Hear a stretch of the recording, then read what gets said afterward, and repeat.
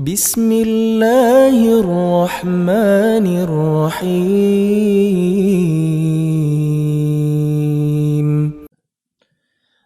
Alhamdulillah wa kafa wassalatu wassalamu ala rasulil mustafa wa ala alihi wa sahbihi wa man tabi'ahum bi ihsanin ila yaumidin amma ba'd.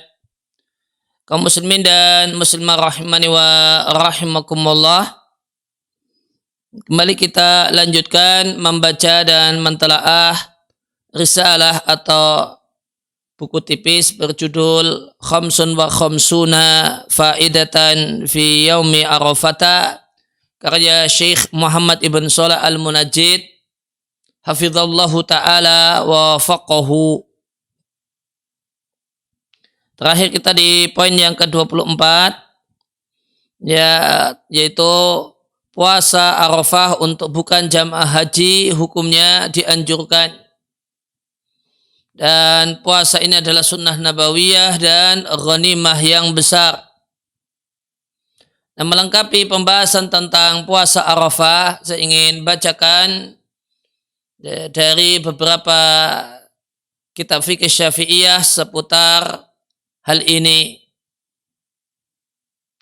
Yang pertama di Hasyiah Al-Bajuri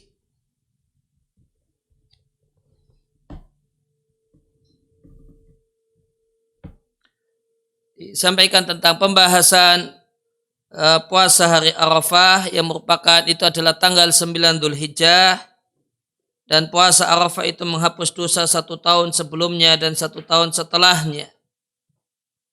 Kemudian ada kalimat wal ahwatu, dan pendapat yang lebih hati-hati adalah saumu tsamini ma'ahu, puasa tanggal 8 bersama puasa tanggal 9. Ya, mungkin letak hati-hati di sini terutama jika terdapat perselisihan tentang tanggal 1 Dzulhijjahnya. Maka dianjurkan untuk dalam rangka hati-hati supaya tanggal 8 juga puasa. Bal yundabu saumu ma qablahu minal asyri. Dan ditegaskan bahkan juga dianjurkan berpuasa sejak tanggal 1. Nah, anjuran puasa Arafah ini ditujukan untuk selain jamaah haji. Sedangkan untuk jamaah haji dirinci. In arafa annahu yasilu arafata lailan. Jika seorang jamaah haji ini tahu secara teoritis dan di atas kertas dia baru bisa tiba di Arafah di malam hari, maka sunnalahu saumuhu, dianjurkan baginya puasa Arafah. Wa illa sunnalahu fitruhu, dan jika tidak demikian dianjurkan untuk tidak puasa ketika itu.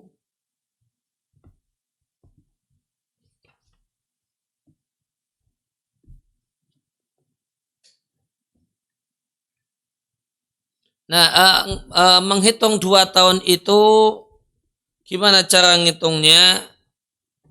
Di antara penjelasan tentang hal ini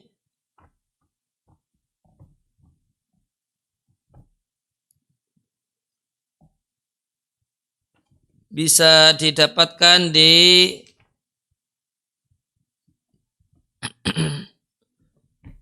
Tuhfah, yaitu Tuhfatul Muhtaj karya Ibnu Hajar Al-Haytami.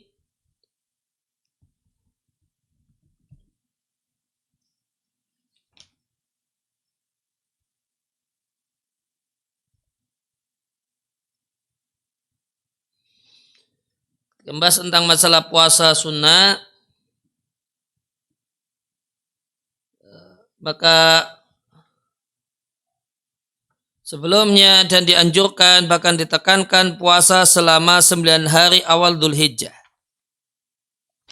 Dikarenakan ada hadis yang sahih yang isinya afdolnya 10 hari pertama Dzulhijjah dibandingkan 10 hari terakhir di bulan Ramadan. Walidza qila bihi. Oleh karena itu dikatakan demikian. Itu 10 hari pertama Dzulhijjah itu lebih afdal daripada 10 hari terakhir Ramadan. Namun kata Ibnu Hajar Al-Haytami, lakinnahu ghairu sahih. Namun itu kesimpulan demikian tidak benar. Kesimpulan bahasanya 10 pertama Dzulhijjah lebih afdal daripada 10 terakhir Ramadan itu tidak benar. Karena yang dimaksud dengan keistimewaan 10 hari pertama Dzulhijjah adalah dia lebih unggul dibandingkan hari-hari yang lainnya selain Ramadan.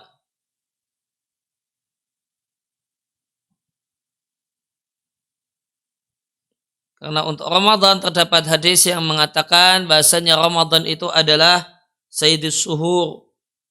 Ada hadis yang bunyinya Ramadan Sayyidus Suhur. Ditambah keistimewaan-keistimewaan yang lain yang dimiliki oleh 10 hari terakhir dari bulan Ramadan. Dan dipilihnya puasa wajib di bulan Ramadan dan puasa sunnah di 10 hari terakhir dari bulan Dzulhijjah adalah adalu dalilin. Dalil yang paling gamblang menunjukkan keistimewaan Ramadan.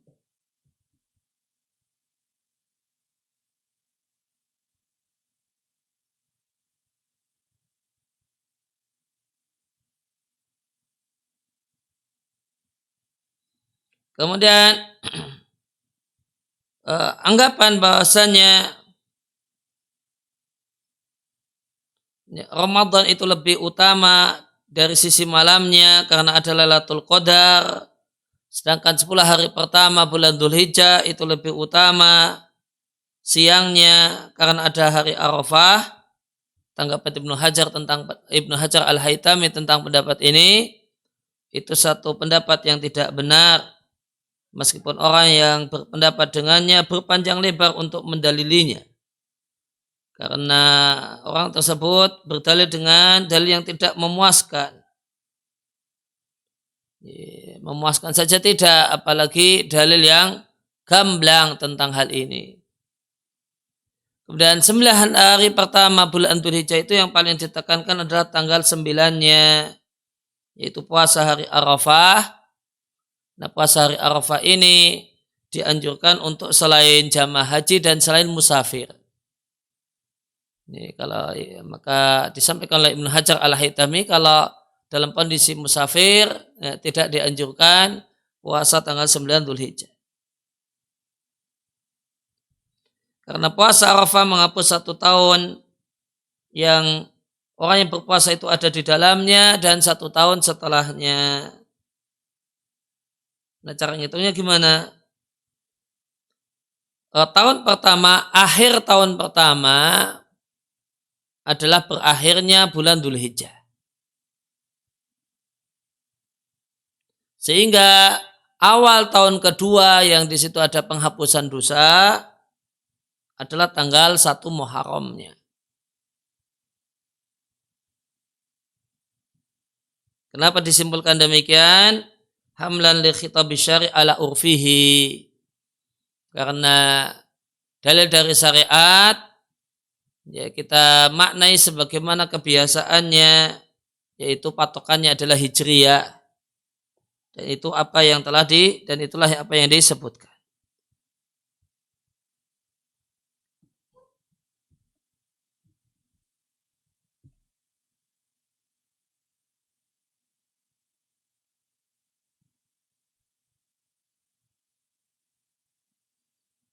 Kemudian dosa yang terhapus karena puasa Arafah itu dosa-dosa kecil di 2 tahun tersebut. Jika seorang itu tidak punya dosa kecil, maka derajatnya akan ditinggikan. Atau maknanya dia akan dijaga dari melakukan dosa-dosa kecil atau memperbanyak dosa kecil selama 2 tahun tersebut.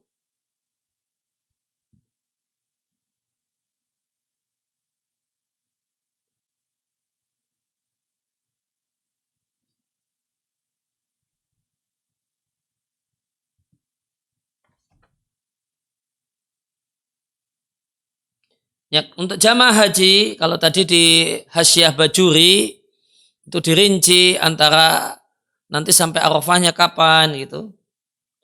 Kalau Ibnu Hajar Al-Haytami, sedangkan jamaah haji dianjurkan untuk tidak puasa. Meskipun puasa saat wukuf di Arafah tidak melemahkan dari berdoa. Nanti tetap semangat berdoa. Nah, tetap ya sebaiknya jangan puasa. Alasannya karena meladani Nabi Shallallahu Alaihi Wasallam. Karena Nabi itu saat wukuf beliau posisinya tidak puasa Arafah. Alasan yang kedua, supaya lebih kuat dalam berdoa.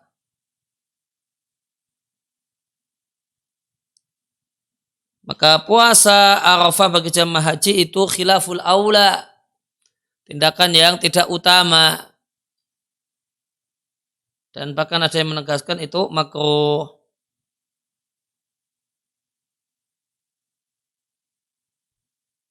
Wa huwa mutajihun, dan pendapat mengatakan makruh itu pendapat yang kuat li sihatin nahi anhu, karena terdapat hadis yang dinilai sahih oleh Ibnu Hajar Al-Haytami tentang hal ini.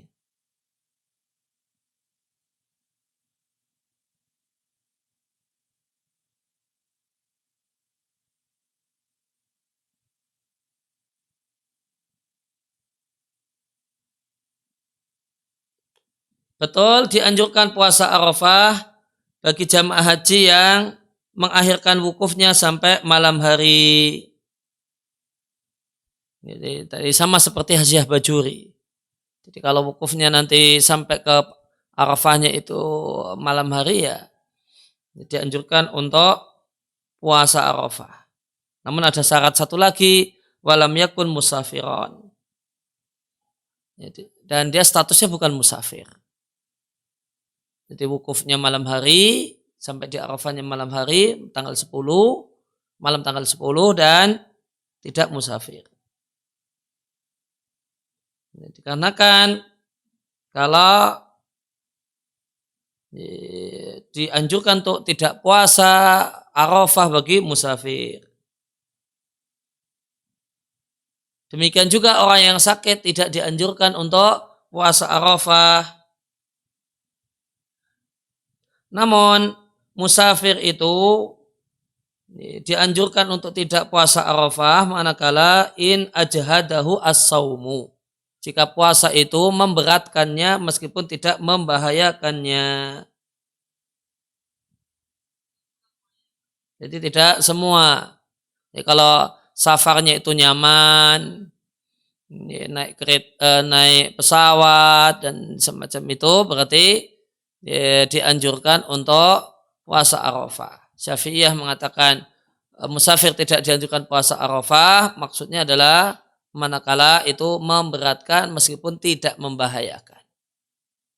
Dan dianjurkan puasa tanggal 8 Dzulhijjah dalam rangka kehati-hatian untuk 9 Dzulhijjah.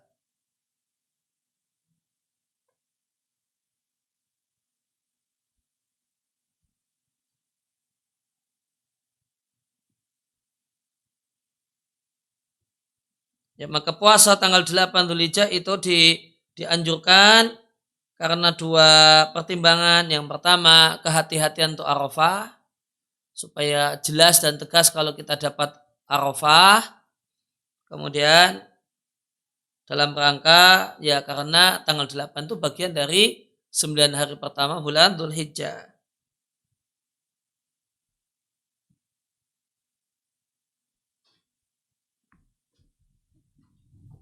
Ya, jadi maka Syafi'iyah menganjurkan puasa tanggal 8 Dzulhijjah itu bukan karena motivasi yang terdapat dalam hadis yang dhaif atau bahkan yang dhaif sekali tentang keutamaan puasa tanggal 8 Dzulhijjah. Dan karena dua alasan tadi. Yaitu karena supaya dalam rangka kehati-hatian untuk Arafah, artinya ya, supaya betul-betul yakin dapat puasa Arafah sama ya, karena itu adalah bagian dari 9 hari pertama bulan Dzulhijjah yang dianjurkan untuk berpuasa ketika itu. Jadi bukan karena hadis yang bermasalah berkenaan dengan keutamaan puasa pada puasa tarwiyah atau puasa tanggal 8 Dzulhijjah.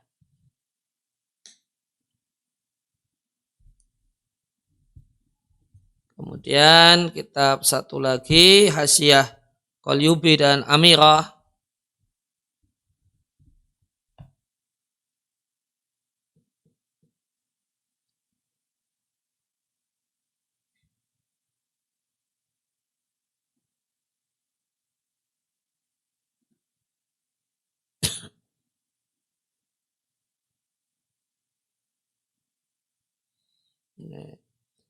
Kemarin kita jelaskan kenapa puasa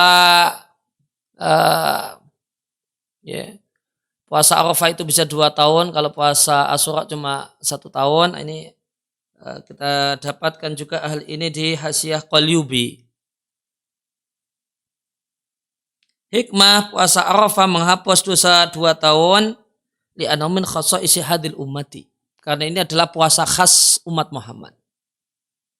Di umat-umat terdahulu itu tidak ada puasa Arafah. Maka dia adalah sunnah nabawiyah, sunnah Muhammadiyah. Lain halnya dengan puasa Asyura li musyaqqati qaumi Musa sallallahu alaihi wasallam.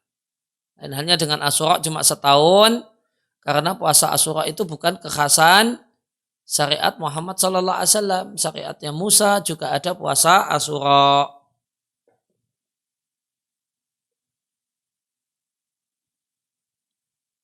Kemudian puasa tadi menghapus 2 tahun.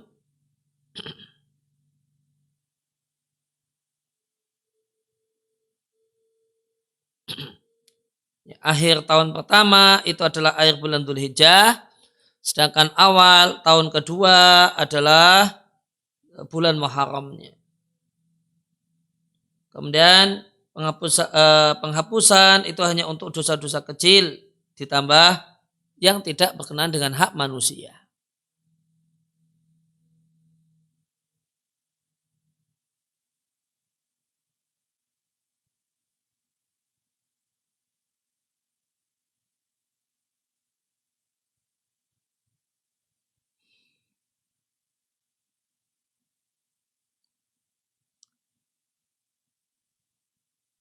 Ya, Al-Mawardi menyampaikan at-takfir atau penghapusan dosa itu memiliki 2 pengertian. Yang pertama bimakna al-ghufran, pengampunan dosa, dan bisa bimakna al-ismah, penjagaan. Fayuhmalu al-awwalu ala sanatil madiyah. Jadi kalau untuk 1 tahun pertama itu takfirnya penutupan dosa, maknanya adalah al-ghufran, ya, pengampunan. Wasani alal mustaqbalah. Sedangkan tahun yang kedua pengampunan dosa atau takfir penutupan dosa di situ maknanya adalah al-ismah, terjaga.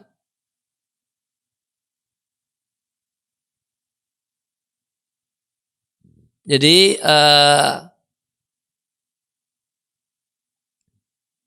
ada yang menjelaskan bahasanya pengampunan dosa terdahulu dan yang akan datang itu kekhasan Nabi Sallallahu Alaihi Wasallam.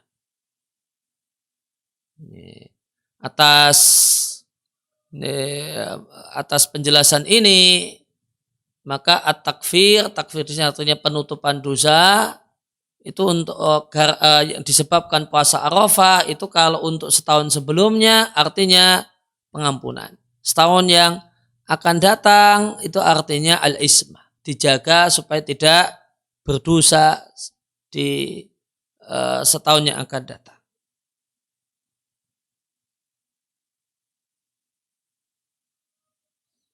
Ya, memang wakil, memang ada yang juga tetap berpendapat yang dimaksud dengan at-takfir penghapusan dosa di tahun yang kedua adalah jika terjadi dosa akan diampuni. Dan ada yang menjelaskan bahasanya ya, at-takfir atau penutupan dosa di tahun yang kedua adalah adamu wuku'ihi. Dosa tersebut tidak akan terjadi. Berarti ini sama dengan tadi penjelasan Al-Mawardi kalau maknanya adalah al-ismah, terjaga dari berbuat dosa di tahun yang kedua.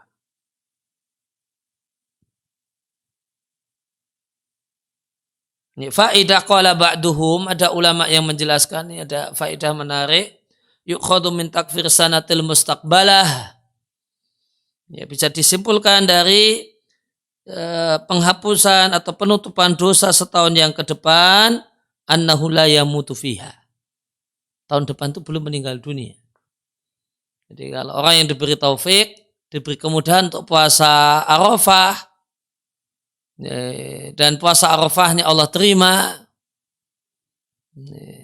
sehingga membuahkan pahala atau membuahkan balasan 2 tahun, ada takfir, ada penutupan untuk dosanya, maka itu maknanya tahun depan juga beliau, orang tersebut tidak akan atau belum meninggal dunia.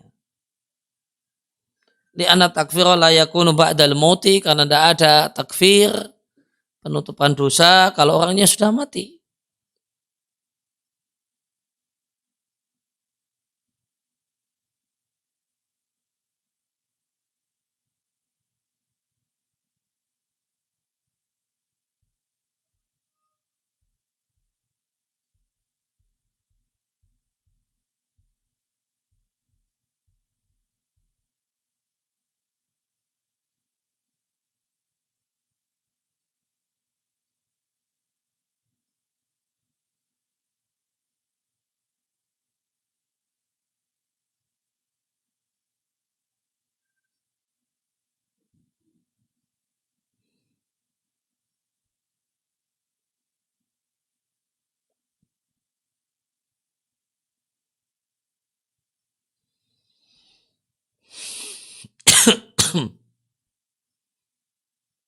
Ya, kemudian di Hasyiah Qalyubi juga disampaikan dan dianjurkan puasa 8 hari sebelumnya untuk jamaah haji dan yang lainnya.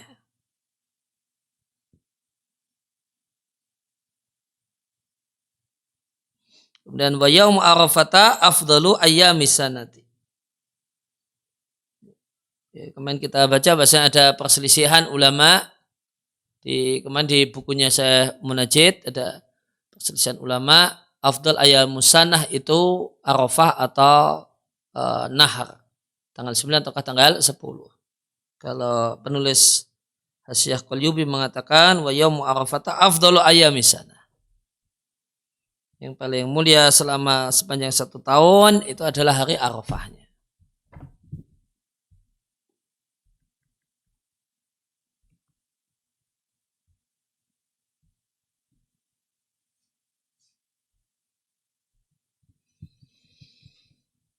Ya, kita kembali ke buku karya Syekh Muhammad Shalih Al-Munajjid hafizallahu taala wa faqahu.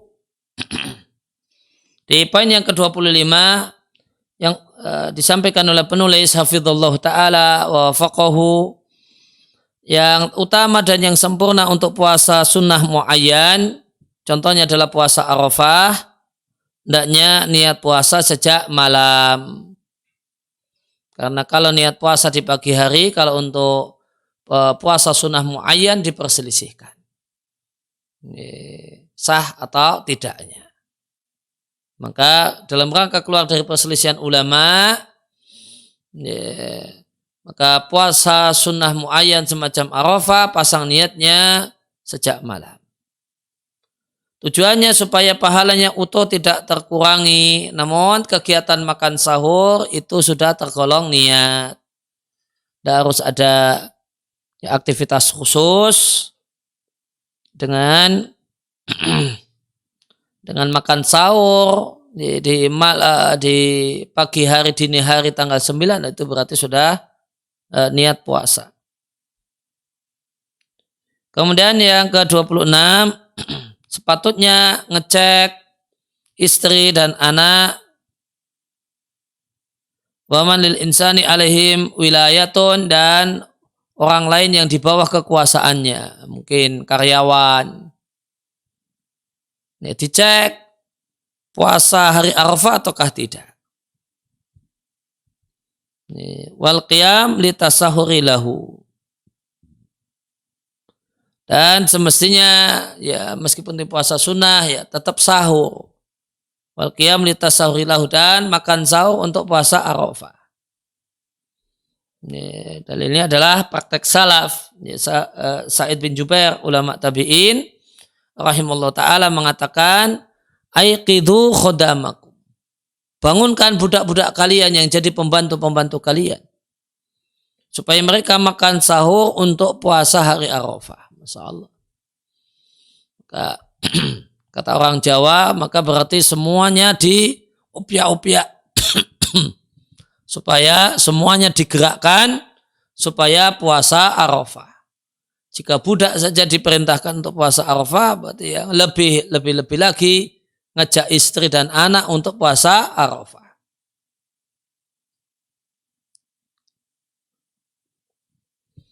Kemudian jika puasa hari Arafah itu bertepatan dengan hari Jumat atau hari Sabtu, maka tidak terlarang ya, puasa sendirian. Tidak telah terlarang puasa hari Jumat saja. Tidak harus Kamis dan Jumat. Tidaklah terlarang puasa hari Sabtu saja. Tidak harus Jumat Sabtu. Karena kalau Arafahnya Sabtu berarti ya, Idul Adhanya berarti Ahad. Ya. Maka contohnya tidak harus Jumat Sabtu. Wala yukro, dan tidaklah makro. Alasannya karena orang tersebut berpuasa Arafah, li'anau, karena Arafah adalah hari yang memang disyaratkan untuk puasa. Lah bukan karena itu hari Jumat atau hari Sabtu. Kemudian orang yang masih punya utang puasa Ramadan, tidaklah mengapa puasa Arafah dengan niat puasa atau puasa sunnah. Kemudian barulah kemudian dia qada ma'alaihi, kewajibannya puasa Ramadan yang jadi utang dan kewajibannya setelah itu. Karena puasa sunnah itu diperbolehkan sebelum menyelesaikan qada Ramadan menurut pendapat yang paling kuat. Artinya ada perselisihan ulama, yaitu pendapat Imam Ahmad yang mengatakan bahwasanya puasa sunnah dalam keadaan masih punya utang puasa Ramadan itu tidak sah. Dan alasan kenapa bisa puasa Arafah dulu, qadanya nanti, karena puasa Arafah itu puasa tertentu di waktu tertentu yang akan hilang dengan hilangnya waktunya. Lain hanya dengan puasa qada yang itu longgar.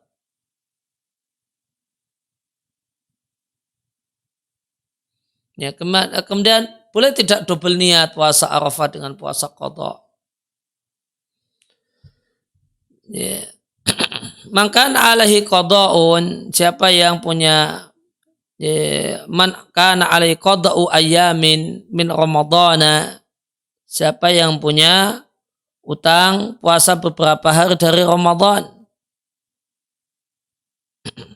lantas dia puasa Arafah dengan niat qada Ramadan, mengqada sehari minha dari ayam, dari beberapa hari yang menjadi utang puasanya, maka qadanya sah dan diharapkan dia juga bisa mendapatkan pahala puasa Arafah menurut sebagian ulama.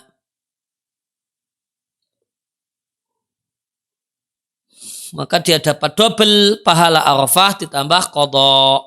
Ini fatwa Syekh Muhammad ibn Shalih al-Utsaimin rahimallahu ta'ala.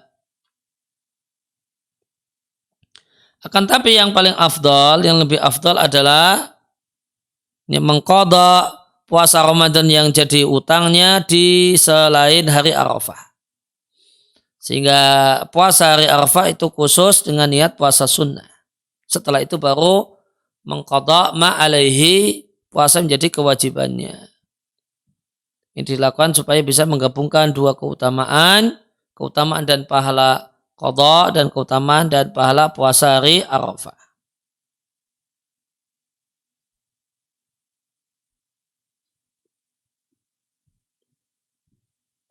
Nah, tentang tadi musafir, kalau Syafi'iyah menganjurkan untuk tidak puasa Arafah. Tapi maknanya ya ketika itu menyusahkan meskipun tidak membahayakan. Nah, maka ini sama dengan apa ini yang ke-31. Siapa yang posisinya musafir pada tanggal 9 Dzulhijjah tidak mengapa puasa Arafah dengan syarat malam yasyqa alaihi. Ini. Itu tidak memberatkannya. Kalau itu memberatkannya, ya, maka kata Syafi'iyah dianjurkan tidak puasa.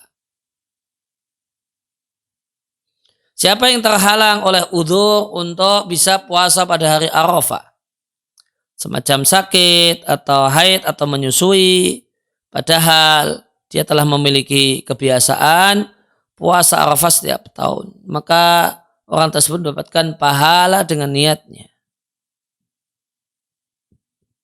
Maka hendaklah orang ini antusias untuk melakukan amal-amal kebaikan dan sebab-sebab ampunan selain puasa Arafah. Menimbang hadis, idza maridal abdu aw safara, jika seorang hamba itu sakit atau bepergian, tercatat untuknya mislu makana ya'malu, semisal apa yang biasa dia kerjakan saat di rumah dan saat badan sehat. Selanjutnya, antusiaslah, berupayalah agar dosa-dosa kita itu terampuni pada hari Arafah seiring tenggelamnya matahari di hari Arafah. Kemudian di antara ibadah kauliyah di 10 hari pertama bulan Dzulhijjah adalah takbir muqayyad. Maka takbir muqayyad itu takbir setelah selesai sholat itu dimulai dengan takbir muqayyad yang dikerjakan setelah akhir sholat fardu, itu dimulai sejak sholat subuh hari Arafah tanggal 9 Dzulhijjah untuk bukan jamaah haji. Kalau untuk jamaah haji sejak sholat duhur hari nahar. Hari nahar berarti tanggal 10. Dan takbir muqayyad itu berakhir ba'da asri setelah sholat asar tanggal 13 hari ketiga dari 3 hari tasyrik atau tanggal 13. Maka pertamanya adalah subuh tanggal 9, akhirnya adalah asar tanggal 13. Kemudian doa di hari Arafah itu diharapkan untuk diijabai oleh Allah. Fal iktsara, maka perbanyaklah. Ini mansub karena irra namanya. Fal iktsara, maka perbanyaklah doa meminta kebaikan dunia dan akhirat. Maka tidak harus kebaikan akhirat, kebaikan dunia juga boleh. Misalnya minta, ya Allah, minta untuk segera bisa nikah gitu, dimudahkan jalannya, atau segera punya momongan, atau kemudian segera punya penghasilan yang cukup agar bisa segera terbit surat izin menikah dari orang tua. Ini khair ad-dunya, kebaikan dunia. Dan dalam bersungguh-sungguh dalam berdoa, dan sungguh-sungguh dalam berdoa itu berdoa dengan merengek, memelas, mengiba kepada Allah. Mukanya muka mengiba, suaranya suara orang yang mengiba, itu istihad fid doa. Lain halnya dengan orang yang datar, mukanya datar, suaranya datar, mimiknya datar, ini belum istihad fid doa. Istihad fid doa itu memelas, mengiba, merengek-rengek, ya, yang itu terlihat pada mimik wajah, terdapat pada mukanya, ada pada intonasi dan suaranya. Ditambah sambil mengangkat dua tangan, wa tadarru' merendah, wal ibtihal dan sungguh-sungguh, dan lebih luar biasa lagi malah karena ditambah wal buka dan menangis. Karena sebaik-baik doa adalah doa yang dipanjatkan pada hari Arafah. Kemudian di antara hal yang penting dalam doa secara umum dan doa di hari Arafah secara khusus, kehadiran hati dalam doa. Artinya nggak jalan-jalan ke mana-mana minta ampunan kepada Allah, namun pikirannya malah ke mall dan lainnya. Kemudian inqita anil mulhiyat. Kemudian putus dari berbagai hal yang melalaikan. Maka doanya jangan sambil lirik-lirik HP atau ini ada lirik-lirik bunga di sebelah kayaknya menarik dan sebagainya. Kemudian merasakan kedekatan Allah dan kemurahan Allah Subhanahu wa taala.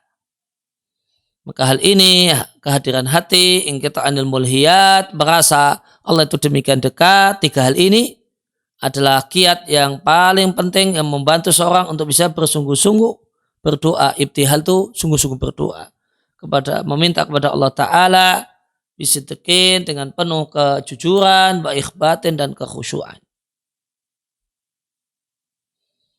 Kemudian meskipun doa yang paling bebas, doa kebaikan dunia dan akhirat, namun yang afdal berdoa dengan doa yang berdalil di Al-Quran dan di hadis. Contohnya, Rabbana atina fid dunya hasanah wa fil akhirati hasanah wa qina adzabannar. Doa meminta kebaikan di dunia, di akhirat, dan terjaga dari api neraka. Atau contoh doa yang lainnya, ya Allah aku meminta kepadamu hidayah, takwa, terjaganya kehormatan, dan hati yang merasa cukup dengan karunia Allah, hati yang merasa kaya dengan pemberian Allah. Ya Allah, perbaikilah agamaku yang merupakan peganganku, perbaikilah dunia yang merupakan tempat hidupku, perbaikilah akhiratku yang merupakan tempat kembaliku, jadikanlah kehidupan di dunia dan bertambahnya umur dalam hidup di dunia adalah tambahan segala kebaikan, dan jadikanlah kematian sebagai waktu istirahat dari penatnya segala bentuk kejelekan. Dan doa-doa ma'thur yang lainnya, dan doa yang al-jami'ah yang luas cakupan maknanya. Wa illa meskipun wada abi mahabbah. Ya kalau doa-doa yang warid itu sudah dibaca semua, ya boleh berdoa dengan apa saja yang diinginkan.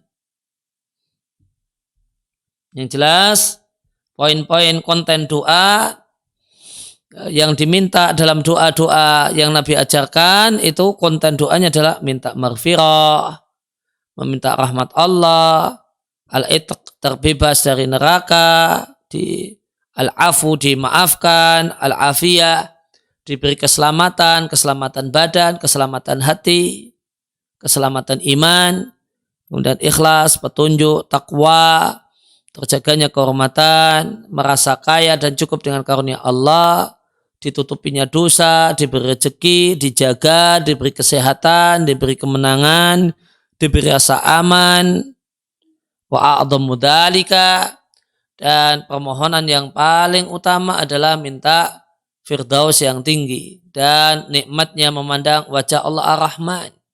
Maka hendaknya konten-konten ini dijadikan sebagai bagian dari doa-doa kita pada hari Arafah. Demikian juga sepatutnya istighfarul wus'i, terjemah bebasnya totalitas, mencurahkan segala kemampuan. Totalitas dalam berzikir, berdoa, baca Al-Quran, dan berbagai macam zikir. Mendoakan kebaikan untuk diri sendiri, orang tua, istri, anak, kerabat, kawan. Jangan lupa wa masyayikh wal ulama, guru dan para ulama, dan semua orang yang punya hak atas kita. Setelah itu seluruh kaum muslimin. Wal hadar, waspada, jangan ceroboh dalam hal ini. Karena hari Arafah itu hari la yumkinu tadaruku, yang tidak mungkin bisa jika lepas, berlalu, kita ceroboh, tidak mungkin bisa diperbaiki. Bikhilafi ghairihi, lain hanya dengan hari-hari yang lain. Karena nunggunya harus tahun. Ya, sehingga tidak bisa ditadaruk. Tapi kalau misalnya antara adzan dan iqamah, ya ini kok kelewatan saat duhur, nanti asar ada. Insya Allah Ta'ala. Nanti maghrib ada. Di antara doa Ibnu Umar di hari Arafah adalah La ilaha illallah wahdahu la syarikalah lahul mulku walal hamdu wa huwa ala kulli syai'in qadir. Allahumma hdina bil huda.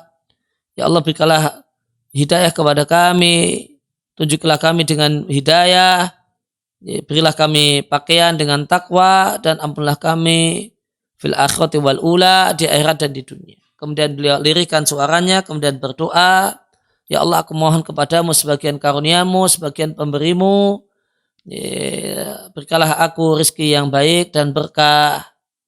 Ya Allah, sesungguhnya engkau memerintahkan kami untuk berdoa, dan engkau telah tetapkan untuk dirimu kalau engkau akan mengabulkan doa, dan engkau tidak akan menyelisih janji, dan engkau tidak akan mendustakan janjimu atau perjanjianmu dengan kami. Allahumma ya Allah, ma'ahbabta min khairin, semua kebaikan yang engkau sukai ada pada diriku, fahabibhu ilaina, maka jadikanlah kebaikan tersebut sesuatu yang kami cintai. Setelah itu mudahkanlah kami untuk melakukannya. Wa makarita min syai'in, dan segala sesuatu yang tidak engkau sukai kami lakukan, maka buatlah kami membencinya dan jauhlah kami darinya. Wala tanzi'annal islam ba'da id a'taitana, janganlah engkau cabut Islam dari diri kami setelah engkau berikan kepada kami. Diriatkanlah At-Tabarani dalam doa, sanadnya dinilai jayyid oleh Ibnu Taimiyah di kitabnya Syarhul Umdah.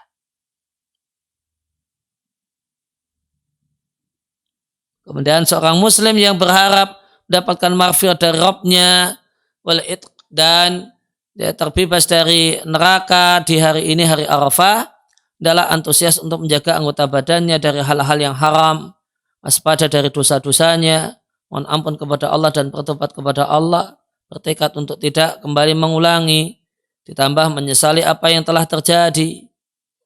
Ya, dan ini sama dengan taubat tentunya.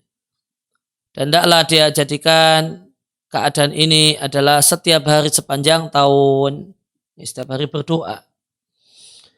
Dan diriatkan dalam hadis, inna hada yaumun, hari Arafah adalah hari, siapa yang bisa mengontrol di hari ini pendengarannya, penglihatannya dan lisannya, ghufirallahu, maka diampunilah dosa-dosanya. Diriatkan Imam Ahmad, dinilai sahih oleh Al-Hafidh Al-Mundhiri dan Syekh Ahmad Muhammad Syakir, meskipun dinilai dhaif oleh Al-Albani, maka dinilai sahih menurut sebagian ulama.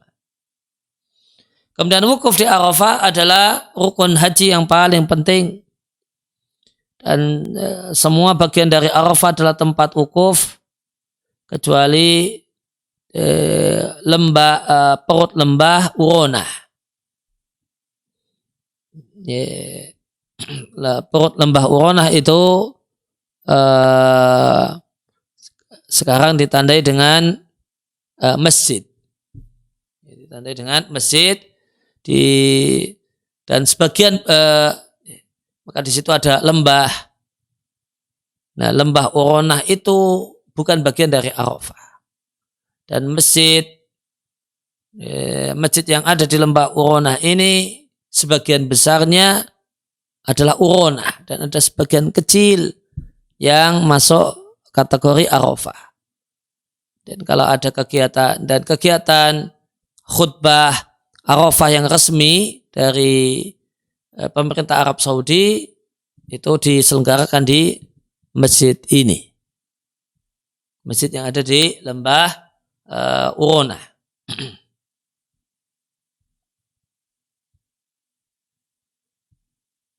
Dalam hadis disebutkan al-hajju Arafah, inti ibadah haji adalah wukuf di Arafah. Kemudian jamaah haji itu berjalan sejak setelah terbit matahari tanggal 9 Dzulhijjah itu kegiatannya adalah berjalan dari Mina menuju Arafah untuk wukuf di Arafah. Sepanjang jalan jamaah haji semestinya bertalbiyah atau bertakbir, sebagaimana dilakukan oleh para sahabat Nabi Shallallahu Alaihi Wasallam ketika mereka bersama Nabi saat Hajatul Wada. Anas mengatakan, karena ada sebagian sahabat yang yulabi al-mulabbi, ada yang bertalbiyah dan tidak disalahkan, wa yukabbirul mukabbiru, dan ada yang bertakbir, fala yunkar alaihi, juga tidak disalahkan.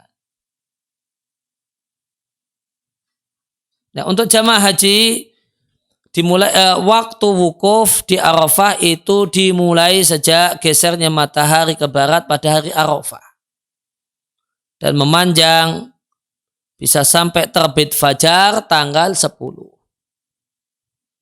Jadi, maka umumnya malam itu sudah ganti tanggal kecuali hari Arafah untuk jamaah haji.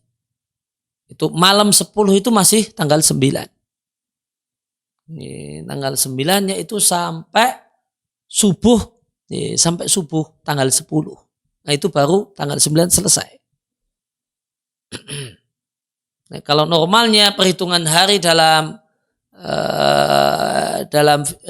hukum Islam itu dengan tenggelamnya matahari sudah ganti. Misalnya Ramadan terakhir, hari Ramadan terakhir itu berakhir dengan tenggelamnya matahari tanggal Ramadan terakhir. Karena setelah tenggelamnya matahari itu sudah tanggal 1 Syawal. Demikian seterusnya. Kecuali Arafah. Arafah itu tanggal 9-nya sampai subuh. Nah, dimulainya dari zawal, geser matahari ke barat. Maka di antara kalau kita saksikan pada saat wukuf di Arafah, itu sebagian jamaah haji Indonesia itu kasihan. Dan ini menunjukkan pentingnya ilmu. Dijumpai ada yang ikut rombongan, kemudian ketua rombongannya, karena mereka di Arafah itu jamaah haji Indonesia ada yang sejak malam. Dan ada yang dari ke Mina dulu sehingga di situ waktu duha. Di Arafah ada waktu duha. Nah, sebagian rombongan jamaah haji itu kepala rombongannya itu sudah memimpin dan mengajak jamaah haji rombongannya untuk banyak berzikir dan berdoa jam 9 atau jam 10 pagi. Nanti sampai duhur itu sudah teler. Nah, nanti setelah duhur tiba habis sholat, sebagiannya malah tidur, bayangkan. Sebagiannya malah tidur istirahat, udah kecapean sejak jam 9, 10, 11, 12. Duhur itu 12:30. Nah, udah 10, 11, 12. Udah 3,5 jam. Itu udah zikir, doa, duduk, kan udah pegel ini, punggung udah pegel, ini sudah suara sudah habis. Jadi ba'da duhur tidur, ba'da duhur makan siang istirahat. Habis itu habis asar nih ngobrol-ngobrol nyantai, ngobrol-ngobrol, nanti menjelang maghrib melanjutkan perjalanan ke Musdalifah. Jadinya Arafahnya tidak dimanfaatkan. Kasihan sekali. Dan itu tidak sedikit kondisi jamaah haji kita yang demikian keadaannya. Padahal wukuf itu dimulai sejak zawali samsi, tenggelamnya gesernya matahari ke barat. Min zawali samsi. Ini kan kasihan seperti itu. Sudah ibadah haji sudah ngantrinya lama, duitnya nggak sedikit kalau untuk ukuran orang kita, ternyata rukun haji yang paling utama Arafah malah tenaganya sudah diporsir, tenaga, punggungnya, suaranya sudah diporsir sebelum waktunya dari jam 9 atau 9:30 sampai 9:30. Ini pentingnya ilmu, ya. Kalau orang tahu ilmu kan nggak mau, jadi ya nantilah Pak, ini masih jam 9 belum Arafah, saya mau tidur dulu nih. Nanti supaya habis zuhur nggak ngantuk, nih, sehingga saya bisa maksimal berdoa. Itu pentingnya ilmu dan pentingnya memilih kawan yang baik. Gitu. Ya, memilih rombongan itu sama dengan memilih kawan. Ya, kawannya mah nakal, ya, wukuf di Arafah malah sudah sibuk sejak jam 9 sampai duhur. Nanti duhur udah ngantuk, ya, pengen tidur siang. Ya, jadi kalau kawan yang baik, ya, atau rombongan yang baik, itu kalau sampai di Mina duha, maka instruksinya adalah Bapak dan Ibu sekalian, silahkan tidur gitu. Udah kenyang kan? Ini kita udah di Arafah, udah sarapan, sudah kenyang, rasanya ngantuk kan? Nah ya dah tidur. Ini nanti sampai menjelang duhur. Ini nanti kalau sudah duhur dilarang tidur, nah, gitu kan. Sampai menjelang maghrib ini dilarang tidur, wajib melek. Tapi meleknya jangan ngobrol sama temannya, melek, kemudian sibuk dengan zikir dan doa. Gitu. Ini kawan yang baik untuk jamaah haji saat wukuf di Arafah. Kemudian siapa yang fata atola'a alil fajru, terbit fajar tanggal 10 dan belum wukuf di Arafah meskipun hanya sesaat, maka dia telah kehilangan kesempatan berhaji. Dan siapa yang sudah sempat wukuf meskipun adna waqfatin, wukuf yang sangat singkat di waktu ini, yaitu sebelum terbit fajar tanggal 10, dia telah mendapatkan haji. Kemudian siapa yang wukuf di Arafah siang hari, yaitu sejak geser matahari ke barat, maka wajib baginya berada di Arafah sampai tenggelam matahari. Nunggu tenggelam matahari, nunggu adzan maghrib, baru bertolak ke Musdalifah. Karena sebelum maghrib itu bertolak ke Musdalifah, ini hajinya orang jahiliyah. Karena Nabi SAW wukufnya sampai tenggelam matahari dan Nabi katakan, ambil dari manasik haji kalian. Dan karena bertolak dari Arafah sebelum tenggelamnya matahari, itu adalah kegiatan haji ala jahiliyah yang Islam datang untuk menyelisihinya. Kemudian siapa yang wukuf di siang hari dan bertolak sebelum tenggelamnya matahari, maka kena dam, kewajiban menyembelih kambing.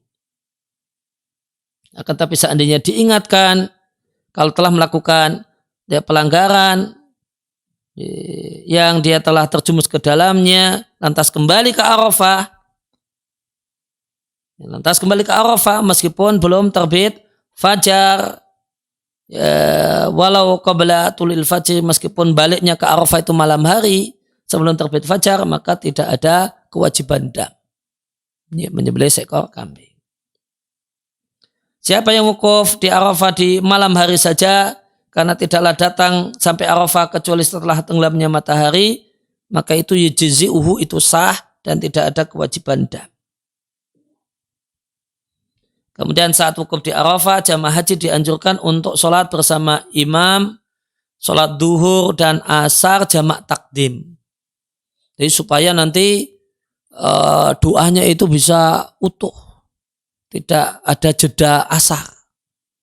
Maka jamak takdim saat wukuf di Arafah tanggal 9 itu. Sebagaimana yang dilakukan oleh Nabi Sallallahu Alaihi Wasallam.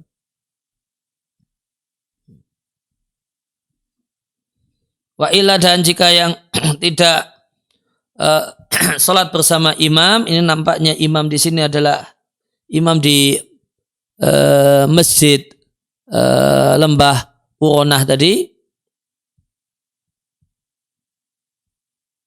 maka hendaknya salah satu dari rombongan itu beradzan dan mereka sholat di tendanya masing-masing. Kemudian dianjurkan bagi para jamaah haji menyibukkan diri saat Arafah dengan berzikir, doa dan baca Al-Quran. Dan sangat ditekankan untuk sungguh-sungguh berdoa. Berdasarkan sabda Nabi Sallallahu Alaihi Wasallam, sebaik-baik doa adalah doa hari Arafah. Hari Arafah adalah hari pengampunan dosa dan terbebas dari neraka.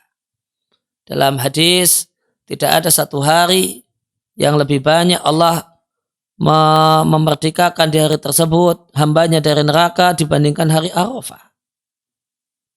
Wa inna dasnya Allah itu layadenu mendekat, kemudian membanggakan orang-orang yang wukuf di Arafah di hadapan para malaikat.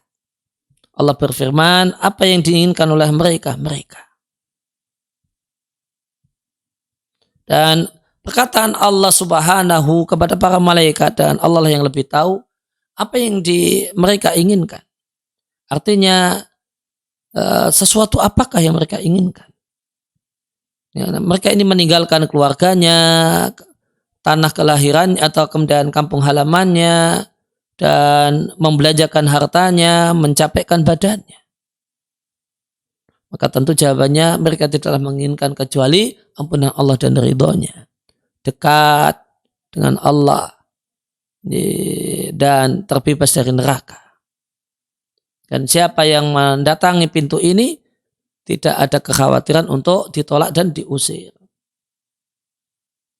Seakan-akan makna perkataan tadi, apa yang diinginkan oleh mereka itu akan mereka dapatkan, dan derajat yang mereka peroleh seukur dengan amal dan niat mereka.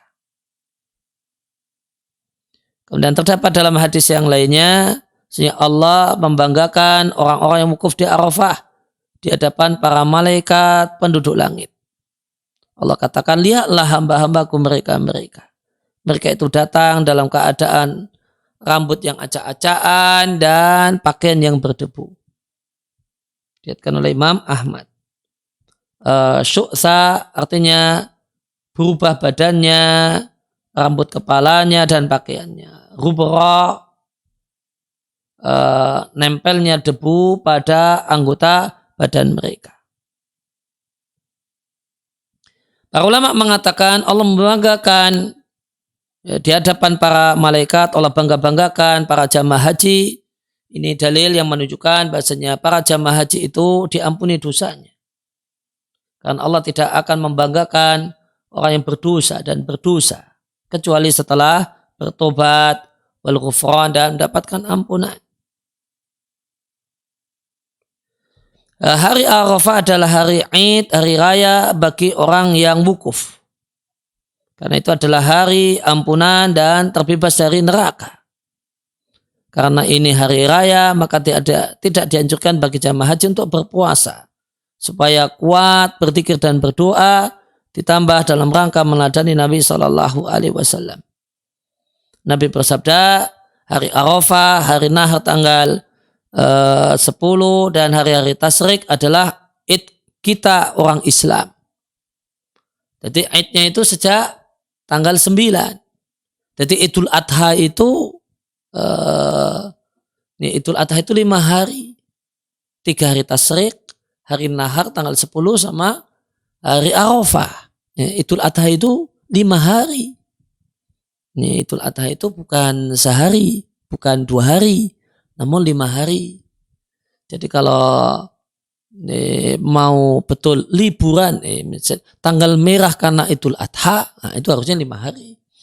9, 10, 11, 12, 13. Jadi kalau ini libur karena hari raya Idul Adha, nah, itu harusnya 5 hari. Karena Yaumu Arafat, hari Arafah, hari Nahar, dan 3 hari Tasyrik itu semua adalah iduna ya ahlal Islam. Iduna ahlal Islam. Iduna yaitu akhusu ahlal Islam. Namanya ahlal Islam di sini mansub karena ikhtisos. Itu di nahwu namanya mansub karena ikhtisos. Wa ya ayyamu aklin wa syurbin. Itu adalah hari makan dan minum. Wa akhiran, dan yang terakhir,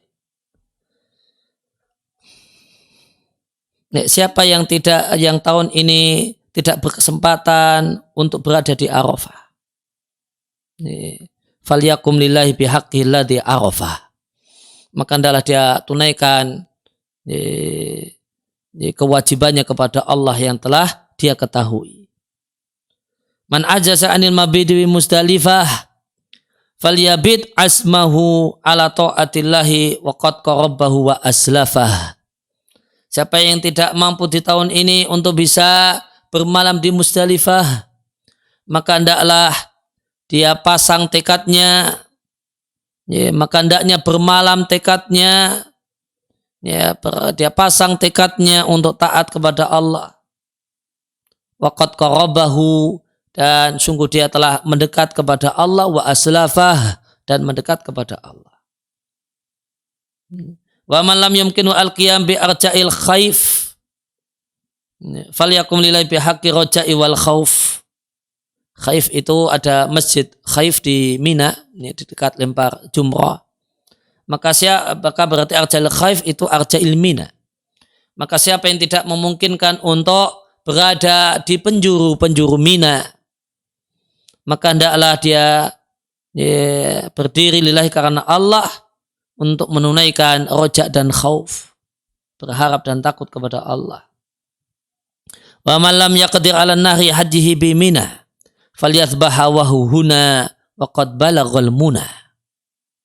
Dan siapa yang belum mampu tahun ini untuk menyembelih hadyunya di Mina, maka adalah dia sembelih hawa nafsunya di sini, di tempatnya masing-masing. Dan siapa yang telah berhasil menyembelih hawa nafsunya, qad balaghal muna, maka sungguh dia telah terkabul cita-cita dan harapannya. Wa man lam yasil ilal baiti li'annahu minhu ba'id falyaqsid rabbal bait fa innahu aqrabu ila man da'ahu wa rajahu min hablil warid. Siapa yang belum bisa sampai tahun ini ke bait, ke Ka'bah rumah Allah, karena posisinya yang jauh dari Ka'bah, maka hendaklah dia pergi mendekati Rabbal Bait, pemilik Ka'bah, karena sesungguhnya pemilik Ka'bah itu lebih dekat kepada orang yang berdoa dan berharap kepadanya daripada urat lehernya. Nas'alullah ayaja'alana minal maqbulin. Kami mohon pada Allah Ta'ala, kalau Allah jadikan kita semua termasuk orang-orang yang diterima, dan semoga Allah meliputi kita semua dengan ampunan dan kasih sayangnya, ampunan untuk yang telah berlalu dan ampunan untuk yang masa depan. Dan semoga Allah jadikan kita semua termasuk orang-orang yang dimerdekakan dari neraka. Walhamdulillahi rabbil alamin.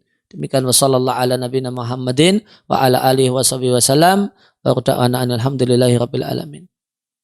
Subhanaka Allahumma wa bihamdik ashhadu an la ilaha illa ant astaghfiruka wa atubu ilaik.